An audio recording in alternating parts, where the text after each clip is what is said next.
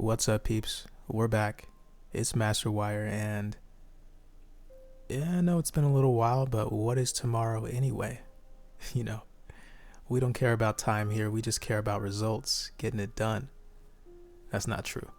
But what we have in store for today is talking about just a little bit of what I've been going over throughout the week with the game, and what we're going to be doing in the future.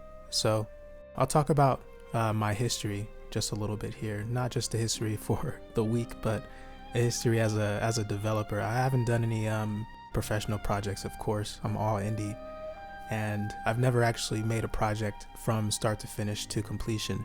So this is going to be the first one.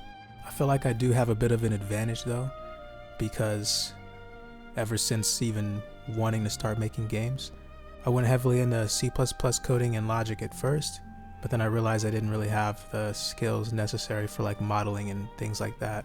So then I spent a good 3 years just doing modeling, just doing character work and animations, learning how to transfer things over to Unreal Engine, and learning more about how Unreal Engine works in general in the process too.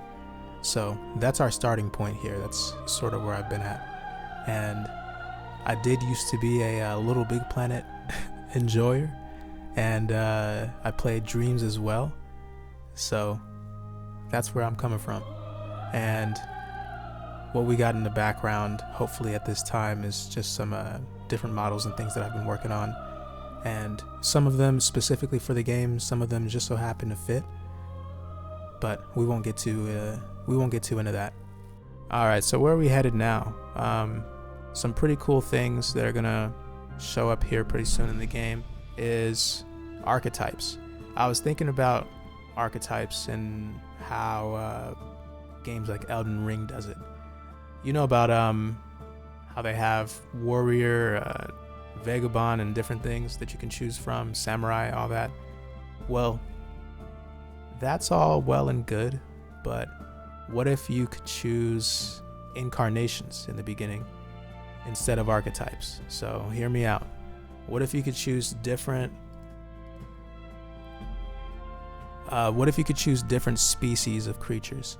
Like you could choose a slime, you could choose a goblin, a knight, like a human, you know, or ghost, skeleton, different things. You could freely make your choice as to what incarnation species you want to be in this game. And after you make that choice, you could also make a choice as to what sort of stat alignment they have. So that would be your traditional archetype. So what we would do is first have the incarnations with their own stats, with their own base stats based on their body. So I have something called a body component here. And what this does is it's able to take body parts themselves, which are actually items, which is insane. So it's able to take items that I designate as body parts. So right now I only have these slime body parts that I was designating because I was making a slime character. I'm not going to show you that just yet, but those body parts are like a core left and a core right, and then I would have some kind of anamorphous form for the outer body for the slime, and then those 3 body parts would make up the slime's body here in the body component itself, and it would be able to use that body to determine which lanes it has. So I was showing you the different lane attacks: lane primary, lane secondary, and then the utility lane is actually a part of the slime body R right now that I'm using. And obviously this character is not a slime, but as you can see, I can use whatever body parts I want for anybody. This is just data. So these body parts also can have actual mesh data attached to it. So I can visually have that show up on the character if I want. I just haven't done that part yet. But for example, I would set it up here in either the skeletal mesh or the regular mesh. And this body would determine your archetype, or not your archetype, but your incarnation. Picking an incarnation would give you a group of body parts. And instead of inputting these separately, like one at a time, I would honestly just have a data asset that I put in here. So I'm going to actually that's probably going to be the next update, is putting it so that it takes a data asset instead of separate data. So anyway, thanks for tuning in. I love doing this stuff. You know, it's just a hobby of mine. I like making games and attempting to make new mechanics. Now that I feel like I'm good enough, you know, making a game seems like the obvious next step. So always appreciate people, you know, tuning in and just taking a look at what's going on here.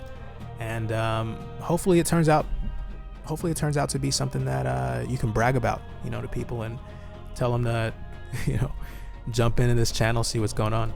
So until that happens, see you in the next one.